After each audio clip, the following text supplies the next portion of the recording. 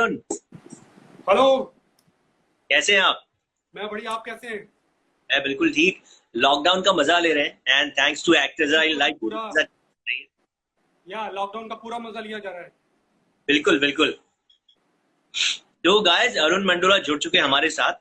और जैसा कि मैंने बताया था कि ये भारत में ऐसे एक इंसान है जिन्हें साक्षात शेषनाग से शायद आशीर्वाद मिला होगा, क्योंकि 2 बार ये लक्ष्मण प्ले कर चुके हैं, जो किसी को मौका आज तक नहीं मिला है। 2 बार regularly on screen Laxman play करने का। राज, आपने बहुत अच्छी बात बोली। आई एम वेरी लकी कि मुझे इतने बड़े कैरेक्टर को करने का मौका मिला 2 बार। हमारे जी। देश के अंदर 4 से 5 बार अभी तक रामायण आई है। और मुझे मेरे लक्ष्मण कैरेक्टर को लोगों ने अप्रिशिएट किया। वो मेरे लिए बहुत बड़ी चीज़ है। और उससे भी बड़ी बात ये है कि भगवान ने मुझे इतनी बड़ी अपॉर्चुनिटी दी है जी। इस कैरेक्टर को प्ले करने के लिए, क्योंकि विदाउट ये भगवान के आशीर्वाद के बिना आप कुछ कर नहीं सकते हो। लेकिन आपने 2 बार लक्ष्मण प्ले किया है। और ऐसा होता है ना कि इस टाइप के कैरेक्टर को माइंड में लेकर चलना और उसको एक शो में इंसान निभा ले, वो बड़ी बात होती है। और राइट राइट। को अलग शो में किसी अलग मूड के साथ नहीं, उसी उसी जज्बे उसी मूड के साथ निभाना बहुत मुश्किल है। तो कैसे आपने, जब दोनों आप शोज आप कर रहे थे, तो कुछ डिफरेंट पर्सनली लगा कि मैं उस शो में अलग कर रहा था या इस शो में अलग नहीं कर रहा था? देखिए, सबसे पहली बात ये, जब मैंने पहले लक्ष्मण किया था वो भी कॉन्टेलो पिक्चर्स का था, और जब मैंने दोबारा लक्ष्मण किया वो भी कॉन्टेलो पिक्चर्स का था। तो दोनों जो मैंने लक्ष्मण किया, दोनों शो एक ही प्रोडक्शन हाउस के थे। तो मेरे लिए पहली चीज ये इजी हो गई। और दूसरी चीज मेरे लिए ये अच्छा रहा कि जब मैंने पहले लक्ष्मण किया, तो देखिए, आप कभी भी किसी कैरेक्टर से जब कनेक्ट होते हो तो थोड़ा सा टाइम लगता है। तो जब जी। मैंने दूसरी बार वो लक्ष्मण किया, तो मेरे दिमाग में सिर्फ एक चीज थी कि जो देखने वाले हैं उनको ये ना लगे कि जो लक्ष्मण पहले था वो अभी है। तो उन दोनों के अंदर मैंने एक चीज ये करने की कोशिश करी कि मैंने अपना एनर्जी लेवल बहुत, मतलब पहले के कंपैरिजन में मैंने 3 टाइम्स एक्स्ट्रा रखा था। ओ। या वैसे अरुण, एक्टिंग की बात हो ही रही है और बहुत सारे आपके फैंस भी आ चुके हैं, तो एक बार जो व्यूअर्स और आपके जो चाहने वाले हैं उन्हें अगर आप एक बार हाय बोल दें, फिर हम आगे कॉन्वर्सेशन कंटिन्यू करते आ, सास बहू के सारे जितने भी चाहने वाले हैं, देखने वाले हैं, एबीपी न्यूज के जितने भी दर्शक हैं, मैं उन सबको हाथ जोड़ के जय श्री राम बोलता हूं। और लॉकडाउन का पूरी तरह से पालन कीजिए, इस चीज की भी मैं प्रार्थना करता हूं। हैं। तो अरुण, आपकी जर्नी कैसे शुरू हुई? आपको बचपन से एक्टिंग करनी थी या फिर कुछ हुआ और आपको लगा नहीं यार ये मुझे करना? हाँ, मुझे एक्टिंग बचपन से ही करनी थी। और उसके लिए मैंने बहुत धक्के खाए, क्योंकि पहले जो है, आपको अगर आपका पीछे से बैकग्राउंड नहीं है तो बड़ी मुश्किल हो जाती है आपको एक्टिंग इस बॉलीवुड के अंदर एंटर करने में, क्योंकि गाइडेंस चाहिए आपको। तो जब मैं दिल्ली में था, तो मैंने काफ़ी थिएटर ग्रुप्स में जा जाके ट्राई किया कि मुझे एडमिशन मिल जाए, कहीं पे एडमिशन मिल जाए। कहीं पर फीस इतनी ज़्यादा होती थी जो देने ही एक आम नॉर्मल आदमी के बस के नहीं है। 60-60, 70-70 हज़ार रुपए कहाँ से लेकर आए आदमी इतना पैसा? अब तो खैर चार्जेस बहुत ज़्यादा बढ़ चुके हैं। और कहीं पे ट्राई किया तो कहीं पर मंथली 5,000। तो इस टाइप के, ये बहुत बड़ी प्रॉब्लम रही। फिर मैंने एनएसडी में भी जाके ट्राई किया, तो वहाँ का तो खैर, आप क्राइटेरिया जो इतना टफ होता है उसे क्लियर कर पाना इतना इजी नहीं है। आपको आपने काफ़ी थिएटर किया हो, आपको एक्सपीरियंस हो। तो बहुत सारी चीज़ें थी उस समय मेरे लिए जो मुझे प्रॉब्लम दे रही थी। तो एक दिन अचानक मुझे मैंने श्री राम सेंटर में एक ऑडिटोरियम है, वहाँ पर एक पैम्पलेट लगा हुआ था जहाँ पे लिखा हुआ था कि एक्टिंग सीखिए। तो मैंने उन्हें कॉल किया, उन्होंने मुझे बुलाया, मैं उनके गया उनके पास। वो जनकपुरी में रहते थे। तो मैंने 2 महीने उनके पास थिएटर किया, थोड़ा बहुत। 4-5 स्टूडेंट आते थे, फीस भी उनकी कम थी, तो मेरा एडजस्ट हो गया। तो मैं दिल्ली से कनॉट प्लेस जाता था बस में। उस समय ब्लू लाइन बस चलती थी दिल्ली में, तो वहाँ पे स्टाफ चला के जाते थे क्योंकि पैसे रहते नहीं थे। तो वो भी एक बहुत बड़ा वॉर था कि ब्लू लाइन बस में जाना, वो भी स्टाफ चला के। कोई आपके पास आईडी नहीं है, स्कूल आईडी नहीं है। तो वहाँ से मैंने अपना जर्नी शुरू किया।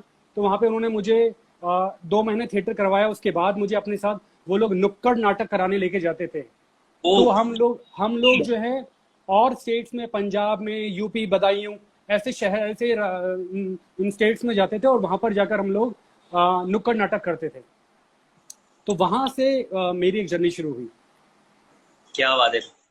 मतलब लक्ष्मण आप प्ले कर रहे हैं, और वो थिएटर ग्रुप जिसका नाम राम के नाम से शुरू होता है, उसने आपको लक्ष्मण की पहचान दिलवा दी जी। जी जी बिल्कुल। ओके, एक अनु सोलंकी आपकी फैन है, वो पहले भी पूछ चुकी है और वापस पूछ रही है, how are you? I am good Anu, how are you? Anu, आपने सुना, उन्होंने रिप्लाई दे दिया है। डॉक्टर निशिका भी आपको हेलो बोल रही हैं, एंड बहुत सारे आपके फैंस हैं जिन्होंने लव स्माइली भेजी है, आप आई एम श्योर देख सकते hello everyone, hello doctor Nishika, आप सभी को मेरा हेलो, बिग हेलो। हो गया, उनका रिप्लाई आ चुका है, आई एम गुड सर। तो अरुण, फिर जब आप मुंबई आए, तो मुंबई आने के बाद थोड़ा बहुत या बहुत ज्यादा स्ट्रगल आपने जिस तरीके का भी हो किया होगा, बट जब फर्स्ट टाइम आपको एक बड़ा रोल मिला, तो हम्म। वो एक्साइटमेंट कैसी थी, और वो मिलने के बाद फर्स्ट की yes you have been finalised, आपको कुछ पुरानी यादें ताजा हुई? जैसे फ्लैशबैक आता है ना, इतनी मुश्किल से मैं यहाँ पहुंचा हूँ एंड फाइनली आई। वो मेरे लिए सपना था जब मैं फाइनलाइज हुआ। मुझे उन्होंने सेट पे बुलाया नए गांव में लुक टेस्ट के लिए, और उस समय मैं दिल्ली में था। ओह, उस समय मैं दिल्ली में था, और दिल्ली से मैं यहाँ पर आया था नए गांव लुक टेस्ट के लिए। तो उस समय उन्होंने कहा कि फाइनल हो चुका है, लेकिन एक बार लुक टेस्ट लेंगे। मैंने कहा कोई श्योरिटी है कि आप लोग लुक टेस्ट के बाद वो कर दोगे, फाइनल कर दोगे? मैंने कहा एक आदमी दिल्ली से मुंबई आएगा सिर्फ लुक टेस्ट के लिए। मैं रहता मुंबई में था, लेकिन उस समय जो है कुछ ऐसे हालात हुए थे कि मुझे दिल्ली वापस जाना पड़ा। तो ओके। दिल्ली पहुंचे हुए मेरे को 15 दिन ही हुए थे कि विद इन 15 डेज में मुझे कॉल आता है जैनत कास्टिंग हब से। तो उन्होंने मुझे एक मेरा ऑडिशन मांगा। उन्होंने कहा हम सुग्रीव के लिए आपका एक लुक टेस्ट लेना चाहते हैं। तो मैंने कहा मैं सुग्रीव के लिए तो इंटरेस्टेड नहीं हूँ। और मैंने फिर ये पूछा कितने महीने का ट्रैक रहेगा, तो उन्होंने कहा कि 2 महीने का ट्रैक रहेगा। मैंने कहा फिर तो कोई चांस ही नहीं है कि मैं 2 महीने के लिए फिर आऊँ और सुग्रीव के लिए मैं एक लुक टेस्ट दूँ। तो उन्होंने मुझे कहा कि आप एक बार आज एक बार भेजिए। तो उस समय मैं घर पे कुछ काम कर रहा था। मैंने उनको बहुत रफली एक 2 मेगापिक्सल कैमरा से एक ऑडिशन भेजा, जो लाइट भी नहीं दिख रही थी प्रॉपर। वो मेरे लिए बड़ा अजीब था कि माँ आपके पास एक कैमरा है जिसकी बैटरी फूल चुकी है, और जो है कैमरा ढंग से काम नहीं करता है। भगवान का नाम लेके मैंने वो भेज दिया ऑडिशन, और लकीली जो है मैं वहाँ पे फाइनलाइज हुआ। तो मतलब ये था कि मतलब वर्ड्स नहीं है मेरे पास ये बताने के लिए कि कैसा लगा जब मैं इस रोल के लिए फाइनलाइज हुआ। That's amazing story. एंड एक एस्ट्रो बॉलीवुड करके भी आपके फैन है, जो शायद आई एम श्योर किसी एस्ट्रोलॉजी में कुछ उनका काम होगा, तो वो बोल रहे हैं कि आई लव योर हेयर, उन्हें आपके बाल काफी पसंद है। Thank you so much astro Bollywood, thank you. वैसे मैंने बालों की बात इसलिए भी पूछना, इस क्वेश्चन का मैंने आंसर इसलिए आपसे जानना चाहा, बिकॉज जोकर जो हमारा एक कैरेक्टर है, जो सुपर है, लेकिन उस विलेन को भी हीरो माना जाता है आज। Right right. अभी जो जोकर आई थी, बहुत सारे लोगों ने देखी, मैंने भी देखी, अमेजिंग मूवी। लेकिन आपने इंस्टा पे जो फोटोज डाले थे जोकर को लेके, अगर एक्चुअल जोकर निभाने वाले एक्टर को सोचो और आपको सोचो, मुझे कोई उसमें अंतर नजर नहीं आता है। मुझे एक बार लगा ये तो वही, तो इतना परफेक्ट लुक कैसे अचीव किया? उसके लिए मैंने बहुत मेहनत करी। जब मैंने पहली बार जोकर के आने से 1 साल पहले इसका टीजर लॉन्च हो चुका था, तो एज एन एक्टर मेरी गट फीलिंग बोल रही थी कि ये मूवी कुछ करेगी, इस बंदे में कुछ बात है और कुछ धमाल होने वाला है। जी। तो वो इतना ज्यादा मुझे अट्रैक्ट किया उसने कि उस टीजर को देखने के बाद से ही मैंने प्रिपरेशन तैयारी कर दी। बहुत सारे फोटोग्राफर से मिला, बहुत सारे मेकअप आर्टिस्ट से मिला, कॉस्ट्यूम मैंने उसकी कॉस्ट्यूम वालों से भी, काफी सारों कॉस्ट्यूम वालों से मिला मैं कि मुझे ये लुक चाहिए, प्रॉपर ऐसा चाहिए। तो बहुत ही हार्ड वर्क था उसमें इस चीज को करने के लिए। और मेन इसमें था आपका मेकअप के साथ साथ एक्सप्रेशन को कैरी करना, जो बहुत टफ था। क्योंकि जोकर आप बनकर आ गए हो, लेकिन आपने वो पागलपन नहीं दिखाया अपनी आंखों में, या वो आपके बॉडी लैंग्वेज में वो पागलपन नहीं है, तो कोई मतलब नहीं है उसको कराने का। तो मैंने बहुत मेहनत करी थी उसके लिए, और लकीली लोगों ने बहुत उसको अप्रिशिएट किया। तो आपने मूवी देखी जब रिलीज हुई, आई एम श्योर देखी होगी, और आने के बाद उसके डायलॉग्स प्रैक्टिस किए थे कुछ, स्पेशली जोकर की लाफ? हाँ, मैं आपको जोकर का लाभ दिखाऊंगा, लेकिन अपने स्टाइल में दिखाने की कोशिश करूंगा कि जोकर का, अगर मैं जोकर प्ले करूंगा तो उसमें कैसा पागलपन करने की कोशिश करूंगा।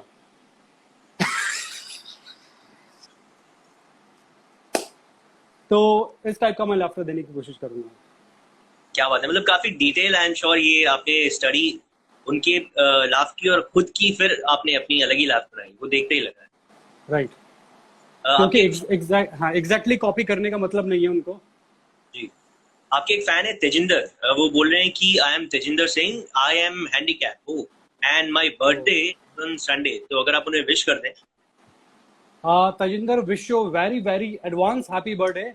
भगवान आपको बहुत ताकत दे, और आप जिस तरह से अपनी लाइफ जी रहे हैं, आप अपने अंदर एक एनर्जी लेकर आइए। मुझे पूरा विश्वास है कि आप अपने जीवन में सारे उन लक्ष्य को प्राप्त कर पाएंगे, क्योंकि जो लोग सही हैं वो भी शिकायतें कर रहे हैं भगवान को, जो लोग परफेक्ट हैं उनको भी कुछ ना कुछ प्रॉब्लम्स हैं, कहीं ना कहीं उनकी चीजों में भी कुछ कमियां हैं। तो इस दुनिया में हर किसी के अंदर कोई कमी है। तो मेरी तरफ से आपको advance wish you very happy birthday. भगवान आपको सारी खुशियां दे जीवन की।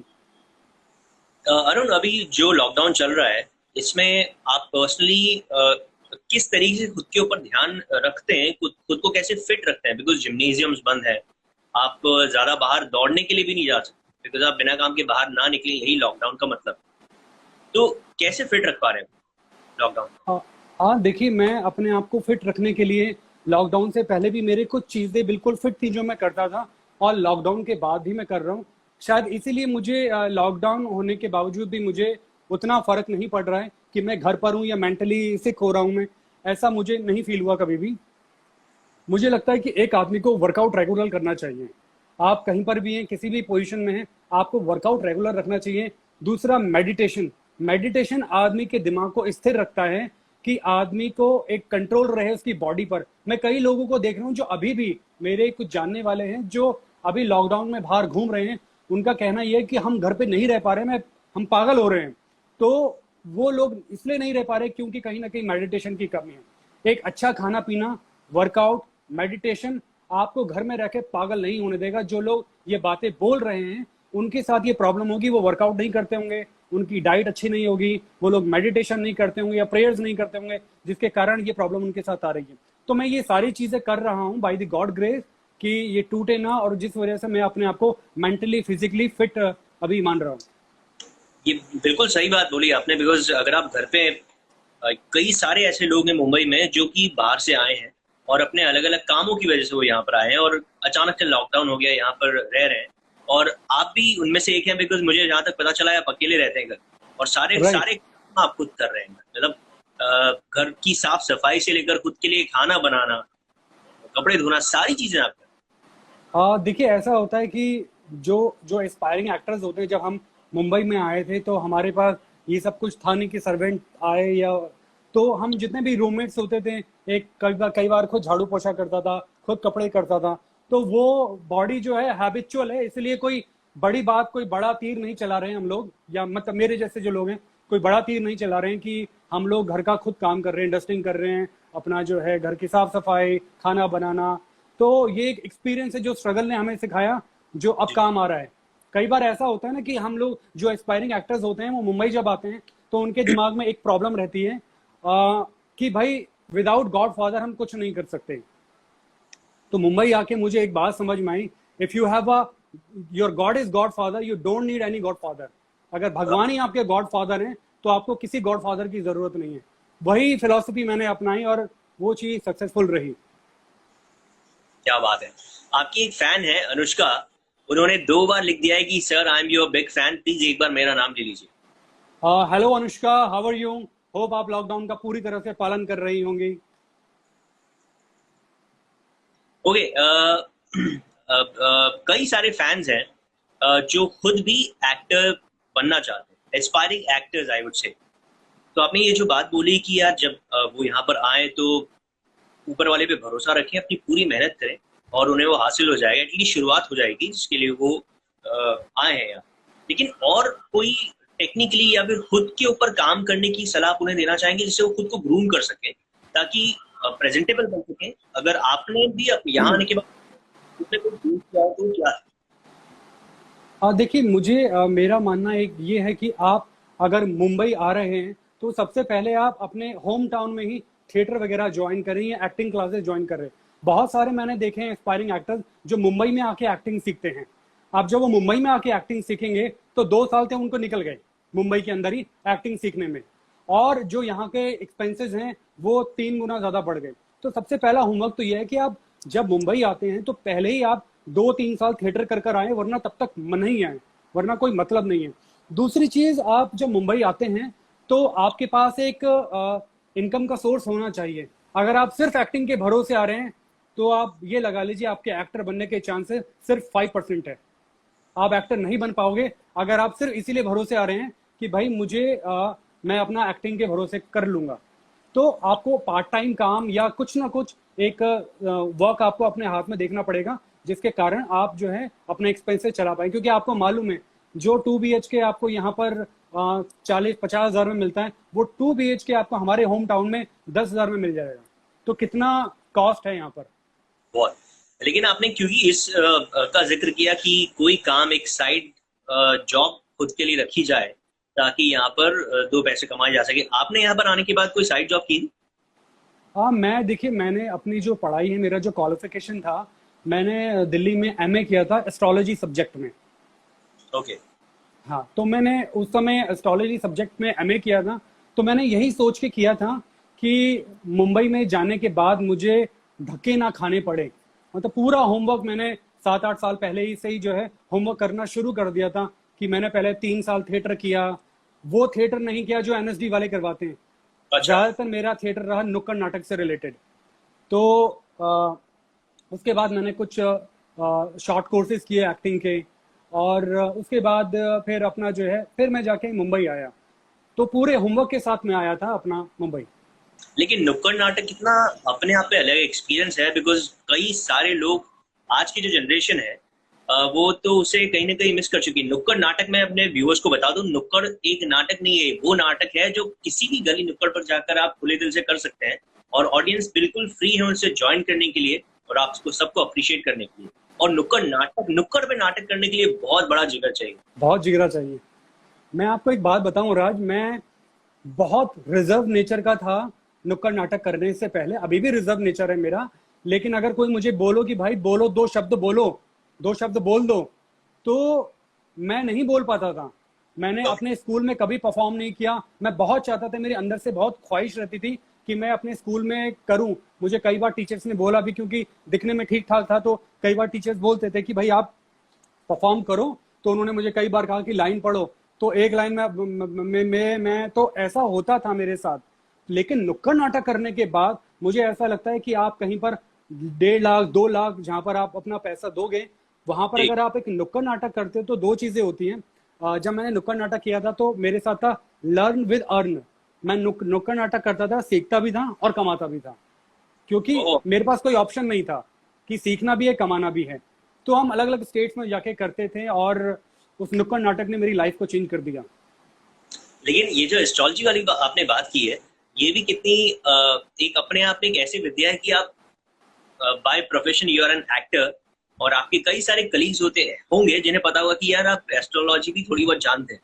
तो बीच के टाइम पे आई एम श्योर आप वो बोलते हो कि यार मेरा हाथ देख ले प्लीज, या फिर मेरी कुंडली देख ले। मैं ऑनेस्टली बताऊं, मैं लोगों को बाहर बताता नहीं हूँ ये, क्योंकि लोग जो है फिर वो करने लगते हैं, और थोड़ा सा लोगों की साइकोलॉजी हो जाती है कि भाई ये तो पंडित है, ज्योतिषी है, एक्टर।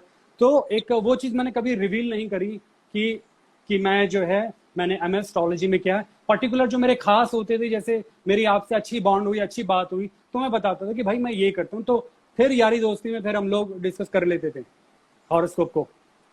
लेकिन अभी जब ये जो हमारा चैट सेशन है यूट्यूब पे भी जाएगा तो बहुत सारे लोग देखेंगे आई एम श्योर, और हो सकता है उनमें से कुछ कलीग्स हो आपके, तो आप तैयार रहेगा आपको बोलने के लिए, because that's okay if you are a pandit और आप फिर भी आप by profession you are an actor, तो इसमें कोई बुराई नहीं है। नहीं, बुराई बिल्कुल भी नहीं है, लेकिन कई बार होते हैं ना, आपको कुछ चीजें पर्टिकुलर कुछ लोगों को ही बताई जा सकती हैं जो उस चीज को समझे। हर आदमी नहीं समझता है। तो ये बात जो है मेरे लिए बड़ी इंपॉर्टेंट थी कि ये चीज सही आदमी के पास जाए। जैसे गीता में कहा गया है, गीता में बहुत अच्छी बात कही गई है कि गीता का उपदेश कभी भी मूर्ख आदमी को नहीं देना चाहिए, सिर्फ उसी को दो जो उसके लायक हो। तो मेरी ये एक फिलॉसफी है कि मैं पर्टिकुलर कुछ जिनको जो लोग मुझे अच्छे लगते हैं या जिनसे मेरी बॉन्ड बनती है, मैं उन्हीं को ये चीजें बताता हूँ। तो अभी आपने ये क्वेश्चन पूछ लिया मेरे से, कई बार ऐसे क्वेश्चन आ जाते हैं तो फिर उनके आंसर देने पड़ते हैं। चलिए ग्रेट। आपके एक फैन है जिनका नाम है अक्षत श्रीवास्तव। वो जानना चाहते हैं कि आपका नया प्रोजेक्ट कब आएगा, ऑब्वियसली लॉकडाउन के बाद, बट कुछ आपने स्क्रिप्ट्स पढ़ रखी है या फिर कुछ शोज साइन करने के लिए इंटरेस्टेड? श्रीवास्तव जी, मैं अभी एक नया माइथोलॉजिकल शो कर रहा हूँ और अभी स्टार्ट होने ही वाला था, लेकिन लॉकडाउन आ गया, तो लॉकडाउन की वजह से सब कुछ जो है अभी स्टॉप हो गया है। तो बहुत जल्दी आप मेरे को एक नए अवतार में भी देखेंगे। अच्छा, अरुण, आपको थोड़ी बहुत फ्रेंच आती है क्या? फ्रेंच? हाँ जी। कौन सी, बोलने वाली या ये फ्रेंच? नहीं नहीं, बोलने वाली, क्योंकि यहाँ पे एक फैन है आपके जिनका नाम है अमित अमित सॉरी अमिनाथ।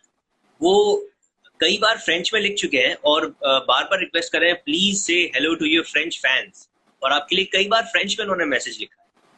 हाँ, ये जो है हमारे फॉलोअर में से एक हैं, तो मैं बोलना चाहूंगा, क्या नाम बताया आपने? अमित?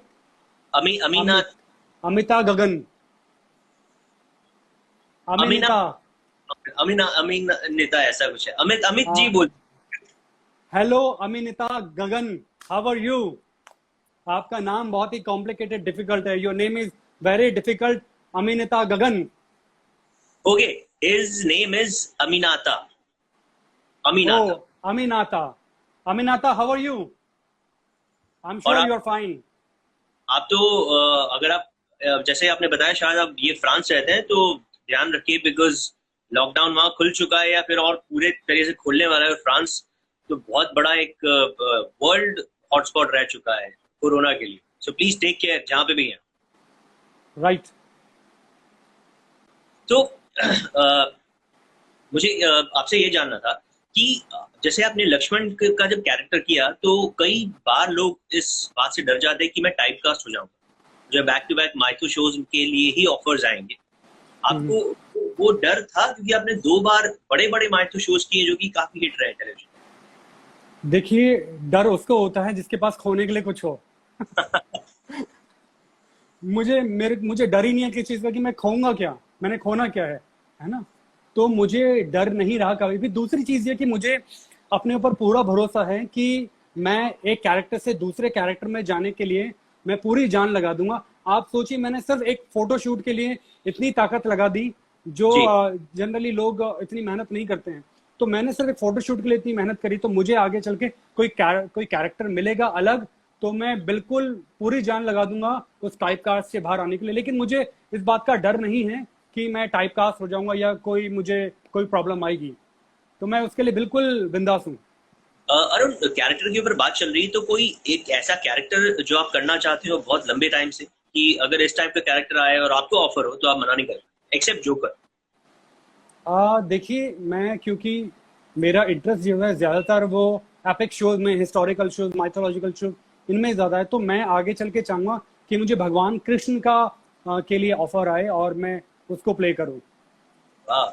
और आपने जिक्र भी किया भगवत गीता का, आई एम श्योर आपने पढ़ रखी है भगवत गीता। हाँ, मैंने उसको पूरा अंदर अपने डाला तो नहीं है, लेकिन ये है कि कुछ श्लोकों की मुझे नॉलेज है, कुछ पर्टिकुलर श्लोक मैं जानता हूँ और कुछ एक दो अध्याय मैंने पढ़े हुए हैं। ये, आपका फेवरेट एक्टर अगर पूछा जाए, फ्रॉम हॉलीवुड, बॉलीवुड, टॉलीवुड, कहीं से भी, जो सबसे पहला नाम आपके जहन में आता है कौन हो? Male actor I am talking. देखिए, मैं ऑनेस्टली एक बात बोलूँ आपसे कि मैं ये क्वेश्चन कई बार अपने आप से खुद से पूछता हूँ कि जी। मेरा फेवरेट एक्टर कौन है, मेरी फेवरेट एक्ट्रेस कौन है। तो ये बड़ा मुश्किल हो जाता है। ये ऐसा क्वेश्चन है कि अगर आपसे पूछा जाए कौन है आपके फेवरेट, आपकी मम्मी या पापा, तो आप जैसे जानते हैं कि आज की डेट में इंडस्ट्री के अंदर जो लोग, चाहे वो सलमान खान हो, शाहरुख हो, अक्षय कुमार हो, अमिताभ सर हो, जितने भी बड़े बड़े ये लोग स्टार्स हैं, बहुत मुश्किल है कि आप ये बोल सको कि मेरा पर्टिकुलर ये है। तो मेरे लिए, फॉर मी, मैं सबको पूरा अप्रिशिएट करता हूँ और उन्हीं को फॉलो अप करता हूँ। क्या बात है। तो thank you so much Arun, बहुत मजा आया आपसे बात करके। एंड पार्ट 1 तो हमारी चैट का आज मजेदार था ही, लेकिन मैं उम्मीद करूंगा कि पार्ट 2 भी हम जल्दी लेकर आए। और आज हमने सिर्फ जोकर की लाफ आपसे निकलवाई है। कभी भी आपका मन करे कि आज मैं जोकर का मेकअप करने वाला हूँ, प्लीज एक मैसेज आप कीजिएगा। आई एम श्योर हम सारे काम छोड़कर वो उस लाइव के लिए तैयार रहेंगे। श्योर श्योर, कल को कुछ ऐसा क्रिएटिव होगा तो मैं श्योरली आपको कांटेक्ट करूंगा। चलिए, thank you so much and wish you all the luck. Please take care. Thank you Raj, thank you so much. Bye bye, take care. Bye, take care.